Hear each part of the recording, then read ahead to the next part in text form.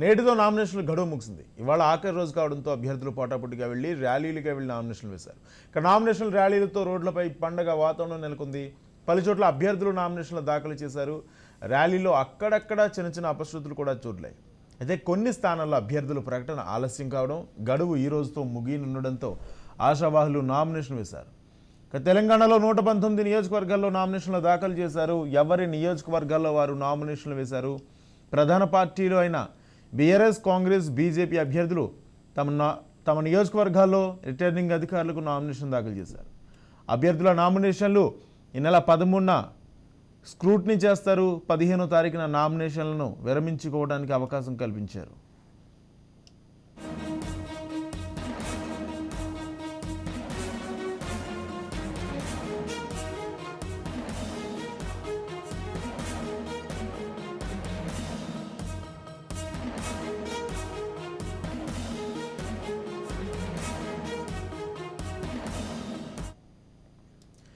BJP ప్రకటించిన తుది జాబితాలో 2 నియోజకవర్గాల అభ్యర్థులు మళ్లీ మార్చారు. బెల్లంపల్లి శ్రీదేవిని, అలంపూర్లో రాజగోపాల్కి టికెట్లను రీషెడ్యూల్ చేశామని గుజ్జల ప్రేమేందర్ రెడ్డి బీజేపీ రాష్ట్ర ప్రధాన కార్యదర్శి విడుదల చేసిన షెడ్యూల్లో ప్రకటించారు. ఇక కాంగ్రెస్ తుది జాబితాలో మొత్తం 5 పేర్లతో తుది జాబితా విడుదలైంది. పటాన్చేరు నీలం మధు స్థానంలో కట్టా శ్రీనివాస్ గౌడ్కు టికెట్ ఇచ్చారు. బీజేపీ, కాంగ్రెస్ తుది జాబితాలతో అభ్యర్థుల ఆగ్రహంలో ఉన్నారు. అయితే ఆశించిన టికెట్ రాకపోవడంతో పార్టీ మారారు కొంతమంది. ఇక 13వ తేదీ నుంచి నామినేషన్ల పరిశీలన ప్రారంభం కానుండగా 15 వరకు నామినేషన్లకు ఉపసంహరించుకోవచ్చు. 30న పోలింగ్ జరగనుండగా డిసెంబర్ 3న ఫలితాలు వెల్లడి కానున్నాయి.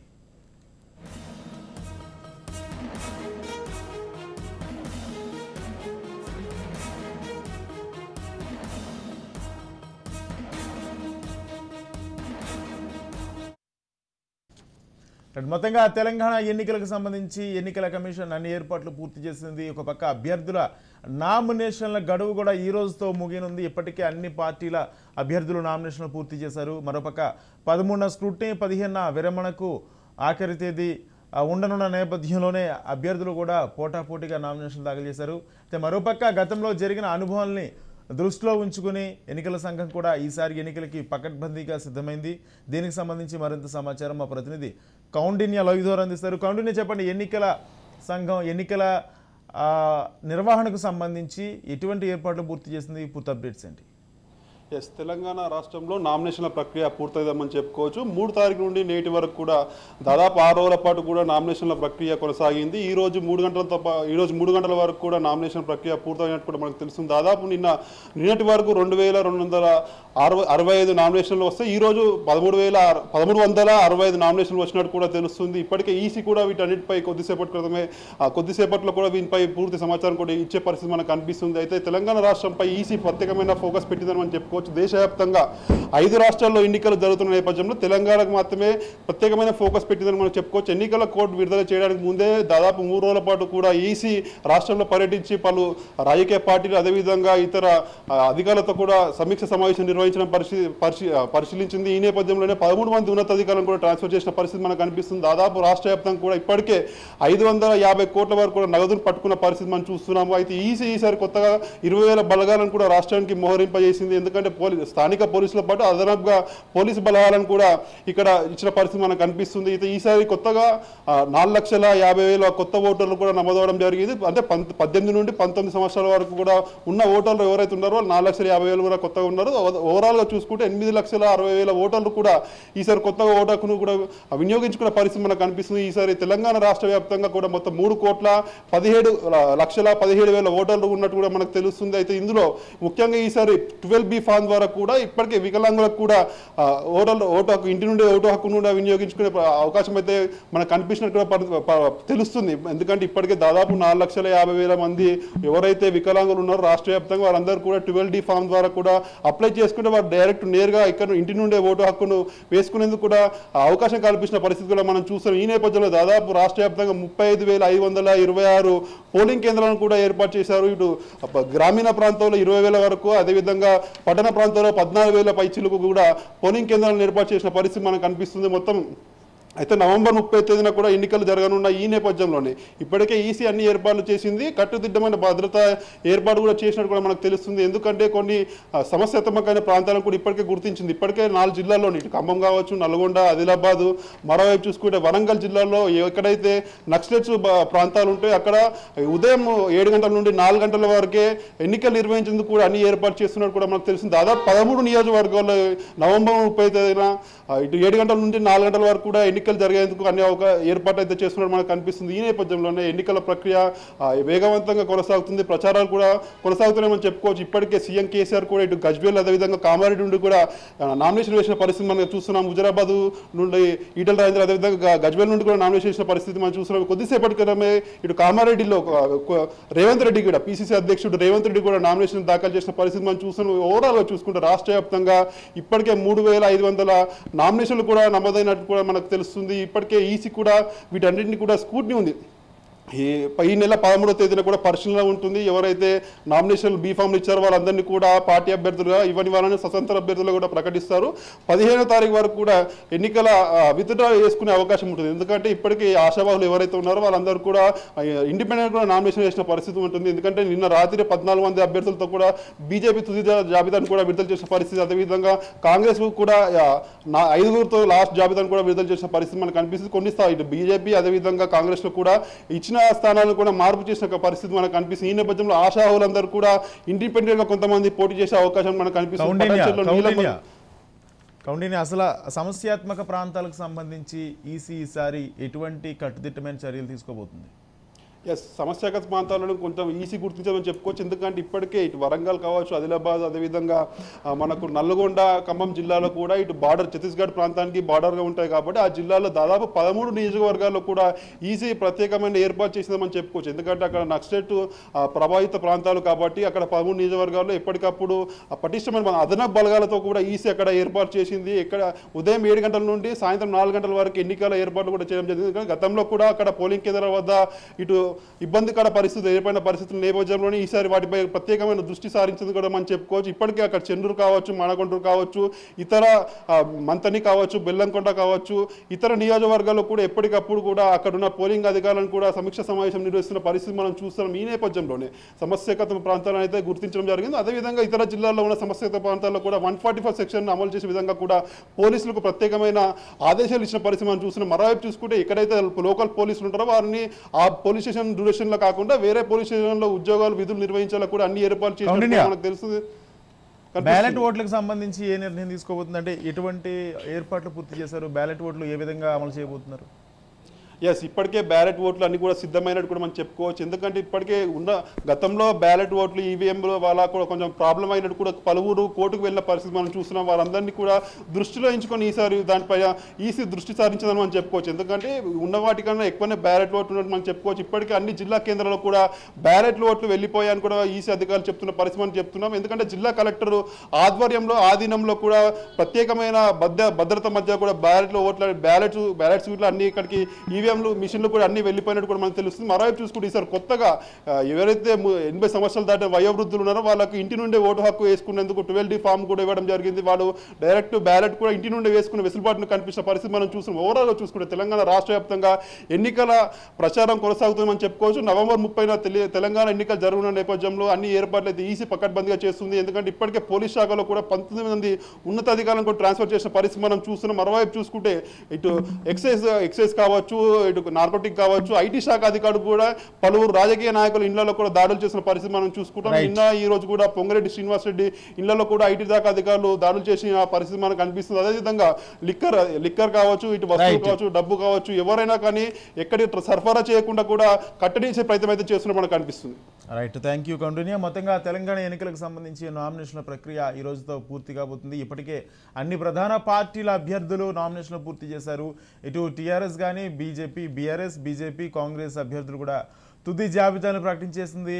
అభ్యర్థులు ఈరోజు నామినేషన్ పూర్తి చేశారు. ఇక ఎన్నికల సమరానికి సిద్ధమంటూ కూడా ప్రచార పర్వానికి అన్ని ఏర్పాట్లు పూర్తి చేసుకున్నారు. ఇప్పటికే నియోజకవర్గాల్లో ప్రచారాలు నిర్వహిస్తున్నారు. అభ్యర్థుల వెంట మంత్రులు, అధికార పార్టీలో మంత్రులు వస్తుంటే బీజేపీ నుంచి కేంద్ర మంత్రులు, ఇతర పార్టీల ముఖ్య నేతలు వస్తున్నారు. ఇక కాంగ్రెస్ ప్రచారాలకు సంబంధించి ఏఐసిసి నాయకులు కూడా ప్రచారాల్లో పాల్గొంటున్న పరిస్థితి కనిపిస్తుంది. ఇదే అంశానికి సంబంధించి కాంగ్రెస్ పార్టీ ప్రచారానికి ఏ విధమైన ఏర్పాట్లు చేస్తుంది? అయితే ఇప్పటికే కాంగ్రెస్ పార్టీ ప్రచారానికి సంబంధించి స్టార్ క్యాంపెయినర్లుగా కొంతమందిని నియమించే పనిలో కూడా పడినట్టు కూడా తెలుస్తుంది. దీనికి సంబంధించి మరింత సమాచారం మా ప్రతినిధి విక్రాంత్ లైవ్ ద్వారా అందిస్తారు. విక్రాంత్, చెప్పండి, ఇప్పటికే నామినేషన్లు పూర్తయ్యాయి, ఇక రేపటి నుంచి ప్రచార పర్వంలో దూసుకుపోవడానికి సిద్ధంగా ఉన్న నేపథ్యంలో ఎటువంటి ఏర్పాట్లు చేసుకుంటుంది పార్టీ? హైకమాండ్ కూడా అభ్యర్థుల ప్రచారాలకు ప్రత్యేక దృష్టి సారించినట్టు కూడా తెలుస్తుంది. దానికి ఏ విధమైన ఏర్పాట్లు చేశారు?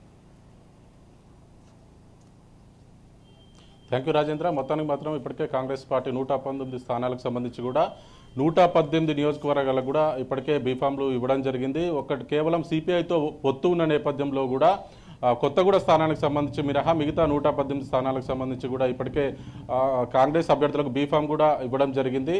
ఇప్పటికే 2 లిస్టులు ప్రకటించిన నేపథ్యంలో కూడా నిన్న రాత్రి కూడా నలుగురు క్యాండిడేట్తో కూడా కాంగ్రెస్ పార్టీ అభ్యర్థులను ప్రకటించింది. చివరి నిమిషంలో టికెట్ వచ్చిన నేపథ్యంలో కూడా వాళ్ళు కూడా ఈరోజు మాత్రం నామినేషన్ వేసిన పరిస్థితి ఉంది. ఇటు చివరి నిమిషంలో మాత్రం మిర్యాలగూడకు సంబంధించి బిఎల్ఆర్ కావచ్చు, అదేవిధంగా సూర్యాపేటకు సంబంధించి దామోదర్ రెడ్డి కావచ్చు, రామరెడ్డి దామోదర్ రెడ్డి, అదేవిధంగా తుంగతుర్తికి సంబంధించి కూడా అభ్యర్థి కాంగ్రెస్ పార్టీకి చెందిన అభ్యర్థి కావచ్చు, ఇటు చార్మినార్కి సంబంధించిన నేపథ్యంలో మాత్రం ఇటు తుంగతుర్తిలో మాత్రం ఎలాంటి అద్దంకి దయాకర్ మాత్రం క్యాండిడేట్కు సహకరిస్తానని చెప్పుకున్నప్పటికీ ఇటు సూర్యాపేట విషయానికి వస్తే పటేల్ రమేష్ రెడ్డి, రామరెడ్డి దామోదర్ రెడ్డి వర్గీయుల మధ్య మాత్రం ఘర్షణ వాతావరణం నెలకొంది. పటేల్ రమేష్ రెడ్డి కూడా నేను ఖచ్చితంగా ఇండిపెండెంట్గా పోటీ చేస్తాను, గతంలో కూడా నాకు హామీ ఇచ్చి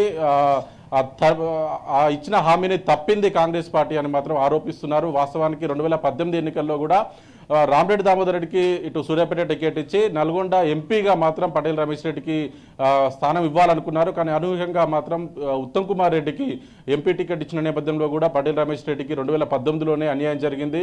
తాజాగా కూడా ఇటు పటేల్ రమేష్ రెడ్డికి నిన్న ప్రకటించిన అభ్యర్థుల లిస్టులో కూడా తన స్థానం లేకపోవడంతో కూడా ఇండిపెండెంట్గా పోటీ చేస్తానని మాత్రం ప్రకటించాడు. తను వాస్తవానికి రేవంత్ రెడ్డి కుడిభుజంగా చెప్పుకోవచ్చు పటేల్ రమేష్ రెడ్డి. రేవంత్ రెడ్డి ప్రధాన అనుచరుడు పటేల్ రమేష్ రెడ్డి, ఖచ్చితంగా తనకు టికెట్ వస్తుందని భావించారు, అయినప్పటికీ రాలేదు. ఇది ఇలా ఉంటే మాత్రం ఇప్పటికే కొడంగల్లో నామినేషన్ వేసినటువంటి రేవంత్ రెడ్డి మాత్రం ఈ రోజు కామారెడ్డిలో మాత్రం రెండు చోట్ల కూడా పోటీ చేస్తా ఉన్నాడు పిసిసి అధ్యక్షుడు రేవంత్ రెడ్డి. ఈ రోజు మాత్రం కొద్దిసేపటి క్రితమే కామారెడ్డిలో కూడా నామినేషన్ వేసిన పరిస్థితి ఉంది. మరి కాసేపట్లో మాత్రం కామారెడ్డిలో ఇటు బీసీ డిక్లరేషన్ కూడా ప్రకటించనున్నారు. ఈ బీసీ డిక్లరేషన్ కు సంబంధించి కూడా పక్క రాష్ట్రమైన కర్ణాటక సీఎం సిద్దిరామయ్య కూడా ఇప్పటికే కామారెడ్డికి చేరుకున్నారు. కామారెడ్డిలో మరి కాసేపట్లో కూడా బీసీ డిక్లరేషన్ ఉండబోతుంది. నిన్న కూడా ఇక్కడ హైదరాబాద్లో కూడా నాంపల్లిలో మైనార్టీ డిక్లరేషన్ ప్రకటించారు. గతంలో కూడా రైతు డిక్లరేషన్ కావచ్చు, మహిళా డిక్లరేషన్ కావచ్చు, డిక్లరేషన్ల పేరుతో మాత్రం కాంగ్రెస్ పార్టీ ముందు ఉంది. ఇక ప్రచారం విషయానికి వస్తే ఇప్పటికే 2 దఫాలుగా కూడా రాహుల్ గాంధీ ఏఐసిసి అగ్రనేత రాహుల్ గాంధీ ఇప్పటికే వరంగల్ కావచ్చు, ఉమ్మడి కరీంనగర్ కావచ్చు, ఇటు మహబూబ్ నగర్, నల్గొండకు సంబంధించి కూడా ఇప్పటికే బస్ షెడ్యూల్ ఖరారైంది, ఇప్పటికే పూర్తయింది.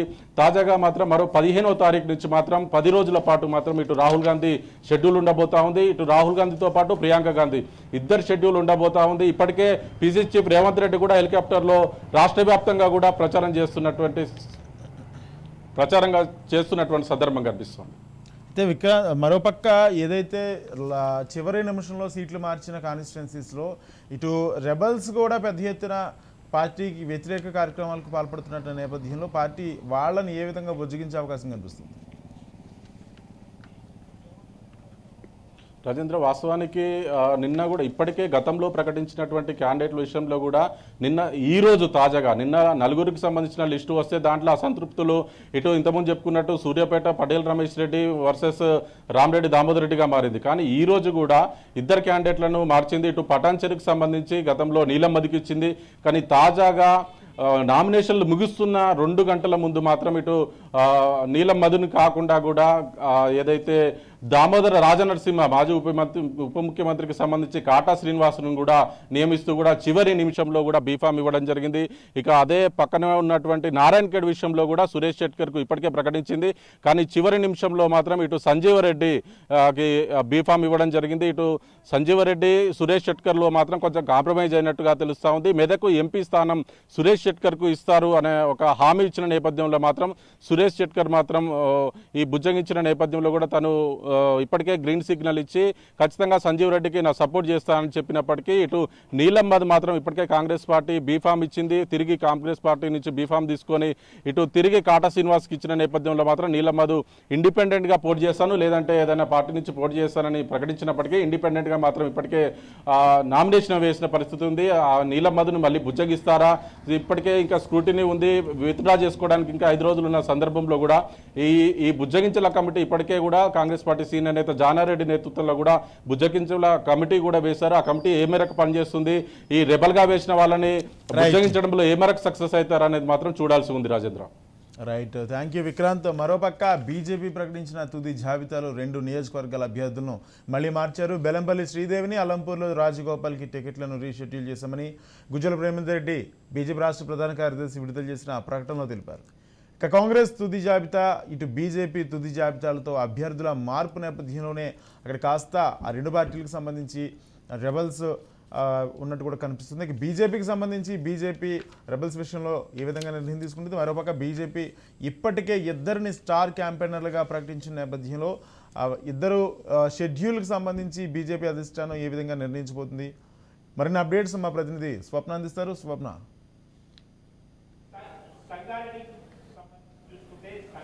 రైట్ స్వప్న. రాజేంద్రన్ మీరు చెప్పింది నిజం, ఎందుకంటే రాజేంద్రన్ మీరు చెప్పింది నిజం. ఎందుకంటే బీజేపీలో ఈరోజు ఉదయం నుంచి గందరగోళ పరిస్థితి నెలకొందనే చెప్పొచ్చు. చివరి రోజు ఈరోజు 3 గంటలకు నామినేషన్ ప్రక్రియ క్లోజ్ అయిపోతుంది. ఈలోపు లిస్ట్ విడుదల చేయాలి. దానికి సంబంధించి ముందు 11 మంది పేర్లు పెండింగ్ ఉన్నాయి కాబట్టి అది ఇస్తారనుకున్నాం. కానీ బీజేపీ అనూహ్యంగా 14 మందితో లిస్టుని ఇచ్చింది. ఈ 14 మందిలో ముందున్నటువంటి పేర్లలో 3 మార్చింది, ఆ తర్వాత మళ్ళీ 2, అంటే మొత్తంగా 5 నియోజకవర్గాలకు సంబంధించినటువంటి అభ్యర్థుల మార్పులు చేర్పులు జరిగాయి. అదేవిధంగా సంగారెడ్డికి సంబంధించి కూడా చివరి వరకు మనకు దేశపాండేకి సంబంధించి ఆయనకు టికెట్ ఇస్తారని వచ్చింది. కానీ లాస్ట్కి వచ్చేసి పులిమామిడి రాజ్కి ఇచ్చారు. సో ఓవరాల్గా చూసుకుంటే మాత్రం బీజేపీకి సంబంధించి ఈ రోజు చివరి రోజు నరాల తెగ ఉత్కంఠ అయితే అభ్యర్థుల్లో కనిపించింది మనకి. ఎందుకంటే మాకు వస్తుంది అని చెప్పేసి గ్రౌండ్లోకి వెళ్ళి వర్క్ చేసుకున్న వాళ్ళు ఉన్నారు. ఈవెన్ మనం ఇప్పుడు శ్రీదేవి విషయాన్ని తీసుకుంటే బెల్లంపల్లి, ఆమెకు టికెట్ కేటాయించారు, ఆమెకు టికెట్ వస్తుందని వచ్చింది, ఆమె గ్రౌండ్లోకి వెళ్ళింది, వర్క్ చేసుకుంది. కానీ లాస్ట్ మినిట్లో ఇమేజ్ కంటే ఈ రోజు ఇచ్చిన దాంట్లో లిస్ట్ ఇచ్చారు. మళ్ళీ తర్వాత ఒక సవరణ చేస్తూ మళ్ళీ శ్రీదేవి పేరునే ఖాయం చేశారు. సో చివరి మూమెంట్ వరకు బీఫామ్స్ ఎవరికి ఇస్తారు ఏంటి అనేటువంటి గందరగోళం నెలకొంది. దాదాపు 12-1 గంట సమయం వరకు కూడా ఇంకా అభ్యర్థులకి బీఫామ్స్ పోని పరిస్థితి. లాస్ట్ మూమెంట్లో టకటకా బీఫామ్స్ ఇచ్చేసి వాళ్ళని పంపించారు. చంద్రాయన్గుట్టకు సంబంధించి కూడా సత్యనారాయణ నుంచి మహేందర్కి చేంజ్ చేస్తున్నటువంటి సమయంలో కూడా ఇదే గందరగోళ పరిస్థితి నెలకొంది. ముఖ్యంగా మనకు వనపర్తి నుంచి అశ్వత్థామరెడ్డి, ఈయన ఆరోగ్యం బాగలేని కారణంగా విరమించుకున్నాడు. ఆ స్థానంలో అభిజ్ఞారెడ్డిది ఇచ్చింది. ఇక మనకి ఇందులో ఉన్నటువంటి హైడ్రామాలో మనం చూసుకుంటే వెమ్లవాడకు సంబంధించి తుల్ల ఉమెనా లేదా అక్కడ వికాసరావుకి సంబంధించి, అంటే ఉమకి సీట్ కేటాయించారు. ఎందుకంటే ఈటల రాజేందర్కి అత్యంత దగ్గర ఉన్నటువంటి వ్యక్తిగా ఆమెకు పేరుంది, ఈటల రాజేందర్ మనిషిగా కూడా ఆమెకు పేరుంది. సో అది ఈటల రాజేందర్ ఆమె పేరును తీసుకురావడంలో కీలక భూమిక పోషించారని చెప్పొచ్చు. కానీ వికాసరావుకి సంబంధించి విద్యాసాగరరావు తనయుడిగా ఆయన కొడుక్కి రాలేదు టికెట్ అనేది అప్పుడు పెద్ద అంశంగా మారింది. కానీ లాస్ట్ మూమెంట్లో ఎక్కడ ఎవరు చక్రం తిప్పారో తెలియదు కానీ పేరు చేంజ్ అయిపోయింది. తొలోమా ప్లేస్లో వికాసరావుకి ఆయనకు బీఫామ్ ఇచ్చేసి వెంటనే వెళ్ళి ఈరోజు నామినేషన్స్ వేయాలిగా చూసించారు. అంటే ఓవరాల్గా లాస్ట్ మూమెంట్లో ఈ చేంజెస్ జరిగాయి. ఇంకా అలంపూర్కి సంబంధించి కూడా మరియమ్మ ప్లేస్లో రాజగోపాల్ని ఇవ్వడం. అయితే ఇక్కడ ఇంకొక టాపిక్ ఏంటంటే ఇప్పటి వరకు ఎవరు కూడా అభ్యర్థులు మనకి ఇక్కడ ఉన్నటువంటి దేశపాండే తప్ప మిగిలిన ఎవరు కూడా, అంటే ఆయనకు టికెట్ కేటాయించలేదు, నాకు ఎందుకు కేటాయించలేదని చెప్పేసి వచ్చి నిరసన వ్యక్తం చేశారు. ఆయన అసలు విపరీతంగా బాధపడిపోయారు. నాకు పార్టీ అన్యాయం చేసింది, చివరి నిమిషం వరకు నన్ను ఇలా ఉంచి ఎటు కాకుండా చేసింది అని చెప్పేసి ఆయన కన్నీళ్ల పర్యంతమైనటువంటి పరిస్థితి మనకు బీజేపీ ఆఫీస్లో కనిపించింది. ఇంకా మిగిలిన విషయాలకు సంబంధించి అయితే ఎవరైతే ఈ 5 నియోజకవర్గాలకు సంబంధించి ఇందులో ఆల్రెడీ శ్రీదేవి ఒకటి ఇండిపెండెంట్గా వేసింది, at the same time BJP తరఫున కూడా ఆమె నామినేషన్ వేసింది. 15 వరకు డేట్ ఉంది కాబట్టి ఎవరైనా విత్డ్రాల్ చేసుకుంటారా చూడాలి, లేదా ఎవరు రెబెల్గా పోటీ చేస్తారా అనేది అనేది ఇప్పుడు కీలకంగా మారింది. అయితే ప్రజెంట్ మనకున్నటువంటి ఇన్ఫర్మేషన్ ప్రకారం రెబల్స్ ఉండకపోవచ్చు అనేటువంటి టాకే నడుస్తుంది. ఎందుకంటే ఉన్న వాళ్ళను కాస్త బుజ్జగించేటువంటి పనిని ఆల్రెడీ చేశారు. ఇటు బండి సంజయ్కి సంబంధించి కానీ అటు ఆల్రెడీ మనకు ఈటల రాజేందర్ కానీ వాళ్ళే స్వయంగా రంగంలోకి దిగి ఎవరైతే కాస్త మాకు టికెట్ కేటాయించలేదు అని చెప్పి బాధపడుతున్నారో వాళ్ళకి మరొక రకంగా న్యాయం చేస్తామనేటువంటి భరోసాని ఇస్తున్నారు. ఏదేమైనా కూడా వెనక ఉండి నాయకులు చక్రం తిప్పిన పరిస్థితి ఉంది. ఎవరైతే అగ్రనేతలుగా ఉన్నారో బీజేపీలో వాళ్ళలోనే సఖ్యత లేదు. వాళ్ళ మధ్య ఉన్నటువంటి కాన్ఫ్లిక్ట్స్కి ఇది ఒక తోరణంగా అంటే మనకి ఖచ్చితంగా ఒక అద్దంలా కనిపిస్తున్నటువంటి పరిస్థితి. ఎందుకంటే ఒకరు చెప్పిన దాన్ని ఇంకొకరు కాదన్నారు. ఎవరి పైరవీలు వాళ్ళు చేసుకున్నారు. లాస్ట్కి ఎవరి పైరవీ నెగ్గితే వాళ్ళకి బీఫామ్ వచ్చింది. మొత్తానికి 111 మంది వెళ్ళేసితే బీఫామ్లు సబ్మిట్ చేశారు. ఎవరికి సంబంధించి అంటే ఇంకా అయ్యా రాజేంద్రన్ చెప్పండి. ఒక పక్క బీజేపీ స్టార్ క్యాంపెయినర్లుగా ఇద్దరు ప్రకటించిన నేపథ్యంలో ఒకరేమో ఒక కాన్స్టిట్యున్సీలో అభ్యర్థి, మరొకరు టికెట్ ఆశించి భంగపడిన విజయశాంతి, వీళ్ళిద్దరూ కూడా స్టార్ క్యాంపెయినర్లుగా రాష్ట్రం మొత్తం ప్రచారం నిర్వహించే అవకాశం ఉందా? లేదు లేదు, యాక్చువల్గా మనకు స్టార్ క్యాంపెయినర్కి సంబంధించి మీరు విజయశాంతి పేరు కాకుండా ఇంకొక పేరు చెప్పారు. ఆ పేరు చెప్పండి ఒకసారి. రఘునందన్ పేరుకు రఘునందన్ అండ్ విజయశాంతి ఇద్దరిని కూడా స్టార్ క్యాంపెయినర్ నియమిస్తూ మనకు అయితే స్టార్ క్యాంపెయినర్స్గా కొంతమంది లిస్టుని ప్రకటించడం జరిగింది బీజేపీ. అధికారికంగా ప్రకటించిన దాంట్లో మాత్రం మనకి విజయశాంతి పేరు లేదు. ఆమెను ఎక్కడ కూడా వినియోగించుకున్నట్టు అంటే మనకు బీజేపీకి సంబంధించి వెళ్ళి అధికారికంగా ప్రజల్ని కలిసే స్టార్ క్యాంపెయినర్స్లో మనకు ఈటల రాజేందర్ పేరుని, బండి సంజయ్, కిషన్ రెడ్డి, లక్ష్మణ్, రఘునందన్ వీళ్ళ పేర్లు అయితే ఉన్నాయి. వాళ్ళు వెళ్ళబోతున్నారు. అయితే విజయశాంతి తన ఆరోగ్య రీత్యా నేను రావట్లేదు అని చెప్పినట్టుగా సమాచారం ఉంది. ఎందుకంటే కాస్త బ్యాక్ పెయిన్తో తను బాధపడుతుంది. ఎట్ ద సేమ్ టైం తను పోటీలో ఉన్నటువంటి కామారెడ్డిలో ఉంటాను అని చెప్పేసి మా వాళ్ళు కోరుకుంటున్నాను, లాస్ట్ మినిట్లో నేను కాంగ్రెస్లో ఉంటానా, బీజేపీ ఎటు వెళ్తాను ఏంటి ఆమె ట్వీట్లు చేస్తుండడం ఇప్పటి వరకు అయితే ఇంకా బీజేపీ తరపున అంటే నేను బీజేపీ పార్టీలో ప్రస్తుతం ఆమె ఉన్నా, నేను ఇంకా బీజేపీలోనే ఉన్నాను అనేటువంటి సంకేతాలు ఆమె ఇవ్వట్లేదు. ఆమె ట్వీట్ చేసినటువంటి సందర్భంలో నేను కాంగ్రెస్కి వెళ్తానా బీజేపీకి వెళ్తానా అనేటువంటి ఒక మీమాంసలోనే ఉంది. ఆమెనైతే ప్రస్తుతము ఎక్కడ ఆమెకు సంబంధించినటువంటి షెడ్యూల్ లేదు. మనకు షెడ్యూల్ చూసుకుంటే నరేంద్ర మోదీది ఉంది, నడ్డాది ఉంది, అమిత్ షాది ఉంది, కేంద్ర మంత్రులు. నిన్న 8 మంది కేంద్ర మంత్రులు ఉన్నారు. ఇవాళ 6, అందులో 2 మాత్రమే ఢిల్లీ వెళ్ళిపోయారు. మిగిలిన 6 కేంద్ర మంత్రులు ఇంకా ఇక్కడే ఉన్నారు. తెలంగాణ వ్యాప్తంగా వెళ్ళి కేంద్ర మంత్రులు నామినేషన్ ప్రక్రియలో పాల్గొన్నారు. మిగిలిన వాళ్ళు కూడా వస్తారు. ఇట్ ద సేమ్ టైం మొన్న గోవా సీఎం వచ్చాడు. మరికొద్ది రోజుల్లోనే మిగిలిన అంటే ఎక్కడైతే బీజేపీ పాలిత ప్రాంతాల్లో అధికారంలో ఉన్నటువంటి సీఎంలు ఉన్నారో ఆ సీఎంలందరూ కూడా రాబోతున్నారు. వాళ్ళందరికీ సంబంధించి ముఖ్యంగా కొంతమంది కేంద్ర మంత్రులు, కొంతమంది సీఎంలు అధికంగా తెలంగాణ మీద ఫోకస్ చేస్తున్నారు. వాళ్ళకి సంబంధించి యోగి ఆదిత్యనాథ్ లాంటి వాళ్ళని తీసుకోండి, రాజ్నాథ్ సింగ్ లాంటి వాళ్ళని తీసుకోండి. ఎందుకంటే వాళ్ళకి తెలంగాణతో ఒక అటాచ్మెంట్ అనేది ఉంది. వాళ్ళు ఎక్కడ ప్రచారం చేయాలి, కీలకంగా ఉన్న ఒక 30 నియోజకవర్గాలను అయితే బీజేపీ ఎంచుకుంది. అక్కడ ఖచ్చితంగా గెలుస్తాము అనేటువంటి ధీమాతో ఉంది. అక్కడ కేంద్ర మంత్రుల్ని అదేవిధంగా ఈ సీఎంలను దించి ఇక్కడ ఉన్నటువంటి స్టార్ క్యాంపెయిన్స్ అంతా తీస్తున్నారు. At the same time Pawan Kalyan మాత్రం తెలంగాణ వ్యాప్తంగా ఎన్నికల వ్యూహంలో భాగంగా ఆయనతోటి ప్రచారం చేయించాలనేటువంటి ఒక వ్యూహ రచన అయితే బీజేపీ చేసింది. దానికి పవన్ కళ్యాణ్ కూడా ఓకే చెప్పినట్టుగా తెలుస్తుంది. త్వరలోనే తన షెడ్యూల్ అన్ని కూడా పూర్తి చేసుకొని తెలంగాణ వ్యాప్తంగా నేను తిరగడానికి సిద్ధంగా ఉన్నాను అనేటువంటి బీజేపీ తరఫున ప్రచారం చేయడానికి సిద్ధమని చెప్పేసి పవన్ కళ్యాణ్ కూడా చెప్పినట్టు తెలుస్తుంది. ఎందుకంటే జనసేనకి పొత్తులో భాగంగా 8 ఇచ్చారు, మిగతా 111 వీళ్ళ దగ్గరే ఉన్నాయి. ఈ 111 స్థానాలకు సంబంధించి కూడా పవన్ కళ్యాణ్ ప్రచారం చేయబోతున్నారు అన్నట్టుగా తెలుస్తుంది. దానికి సంబంధించినటువంటి క్లారిటీ పవన్ కళ్యాణ్ అయితే నేను బీజేపీ తరఫున ఉన్నారన్న ప్రచారానికి సంబంధించి షెడ్యూల్ అయితే ఇంకా రాలేదు. ప్రస్తుతం అయితే కేంద్ర మంత్రులకి, మోడీకి, నడ్డాకి, అమిత్ షాకి సంబంధించినటువంటి షెడ్యూల్ ఎవ్రీ మార్నింగ్ ఇస్తున్నారు. వాళ్ళు ఏ నియోజకవర్గంలో ఉంటున్నారు, అక్కడ ఏ ప్రాబ్లమ్స్ ఉన్నాయి, వాటి మీద ఎలా వాళ్ళు రియాక్ట్ అవుతున్నారు అనే దానికి సంబంధించి మొత్తానికైతే బీజేపీ 4 హెలికాప్టర్లు పెట్టేసి ఎక్కడికక్కడ లిఫ్ట్ చేస్తున్నారు, ల్యాండ్ అవుతున్నారు. స్వప్న, మరోవైపు ఏదైతే జనసేన అభ్యర్థులను ప్రకటించిన స్థానాలు ఉన్నాయి ఆ స్థానాల్లో బీజేపీ మొదటి నుంచి ఉన్న అభ్యర్థులు, మొదటి నుంచి ఉన్న నాయకులు కాస్త అసంతృప్తిగానే ప్రచారాలకు దూరంగా ఉన్నట్టు తెలుస్తుంది. ఈరోజు ఒక చోట కేంద్ర మంత్రిని కూడా అడ్డుకున్న సిచ్యువేషన్ కనిపించింది. అక్కడ బీజేపీ ఏదైనా ప్లాన్ చేసే అవకాశం ఉందా, దాన్ని కోఆర్డినేట్ చేసే అవకాశం ఏమైనా ఉందా?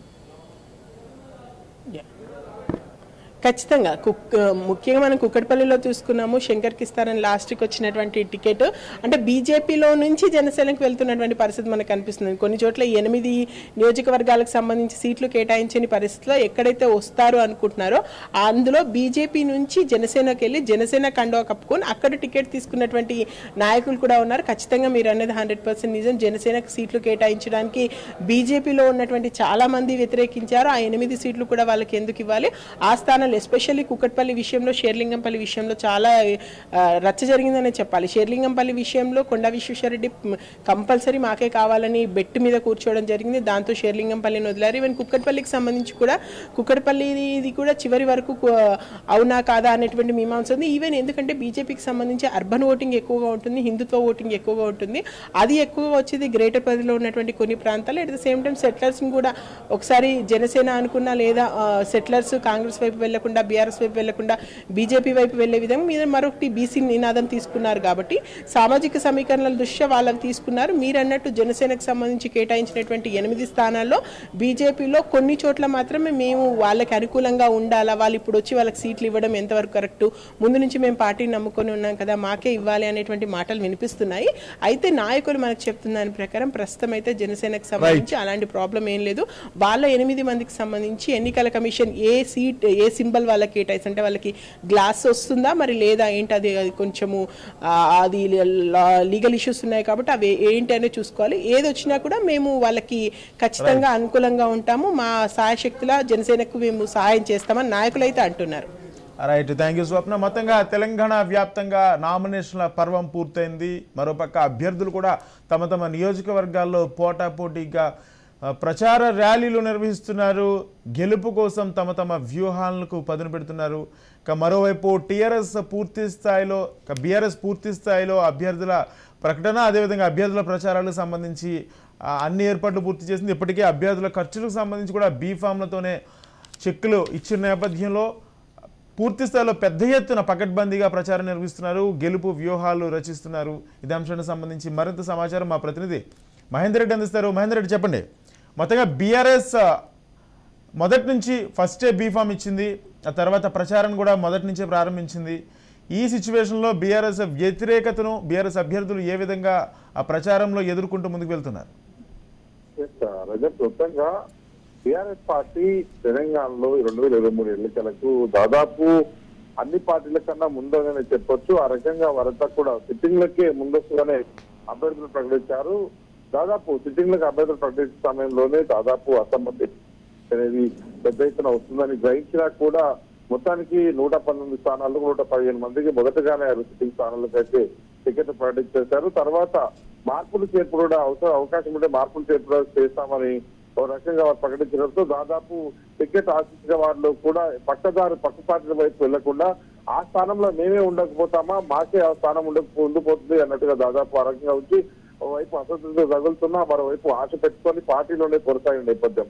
మొత్తానికి దాదాపు ఒక నెల తర్వాత మొత్తంగా కూడా బీఆర్ఎస్ పార్టీ దాదాపు బీఫామ్లు ఇవ్వడం, ఒకే రోజు బీఫామ్లు ఇవ్వడం, ఆ రోజు నుంచే దాదాపు మేనిఫెస్టో విడుదల చేయడం, ఇదంతా కూడా ఎప్పుడైతే ఎన్నికలకు దాదాపు సిట్టింగ్లకే టికెట్లు అని చెప్పిన నేపథ్యంలోనే ఆ అభ్యర్థులంతా కూడా పోటాపోటీగా ప్రచారాలు చేశారు, పబ్లిక్ లోకి వెళ్లారు, గడపకి వెళ్లారు, పూర్తిగా ప్రచారంలో నిమగ్నమయ్యారని చెప్పొచ్చు. ఇప్పుడు దాదాపు ఇక అప్లికేషన్ నామినేషన్లు కూడా దాదాపు అందరికీ వేసినట్టే ఉంది. ఒక 8 నుంచి 11 స్థానాల్లో మాత్రమే మార్పులు చేర్పులు చేయగా మిగతా అన్ని స్థానాల్లో యథావిధిగా సిట్టింగ్లకి టికెట్లు ఇచ్చిన పరిస్థితి బీఆర్ఎస్ లో కొనసాగింది. దాదాపు ఇప్పుడు 119 స్థానాలకు చివరి అంగం కూడా నాంపల్లి ఇటు ఓల్డ్ సిటీలో హైదరాబాద్ లోని ఓల్డ్ సిటీలో కొంతమందికి ఇచ్చిన నేపథ్యం వచ్చింది. దాంతో వారు కూడా నామినేషన్ భారీ ర్యాలీ మధ్య నామినేషన్ కూడా వేశారు. 119 పూర్తిగా నామినేషన్ చివరి రోజు నేడు దీంతో ఈ రోజుతో కూడా నామినేషన్లు పూర్తిగా వేశారు. దానికి తగ్గట్టుగా అఫిడవిట్లో కూడా చాలా జాగ్రత్తలు తీసుకున్నారు. ముఖ్యమంత్రి దాదాపు ఏదైతే ప్రకటించారో సిట్లు వారందరికీ కూడా చాలా జాగ్రత్తలతో కూడిన మెలకులతో కూడినటువంటి అఫిడవిట్లు జప్తు చేయాలి. ఎట్టి పరిస్థితుల్లో కూడా ఆ పార్టీకి అలాగే తమ భవిష్యత్తు ఎవరైతే అభ్యర్థి ఉన్నారో మీకు ఇబ్బందులు కలగకుండా చూసుకోవాలని అవకాశం మీ మీద ఉందన్నట్టుగా సూచిస్తూనే దాదాపు వాళ్ళందరికీ కూడా ప్రిపేర్ చేస్తారు. సో ఎప్పుడు ఎలక్షన్స్ వచ్చినా మేము సిద్ధంగా ఉన్నామంటూ వాళ్ళు ఎప్పుడో గత 6 నెలల ముందే చేసిన నేపథ్యం, ఎలక్షన్ నోటిఫికేషన్ వస్తుంది అనేది తెలిసిన నేపథ్యంలోనే దాదాపు అందుకు తగ్గట్టుగా ఎన్నికల జాబితా అభ్యర్థుల జాబితా చేయడం, మేనిఫెస్టో రూపొందించడం, ఆ రకంగా బీఫామ్లు ఇవ్వడం, చకచకాలు చివరి తేదీ నాటికి అందరినీ కూడా చివరి రోజు మధ్యాహ్నం సమయానికి పూర్తిగా అందరితో నామినేషన్లు వేయించడం, ఇవన్నీ కూడా జరిగిపోయిన నేపథ్యం.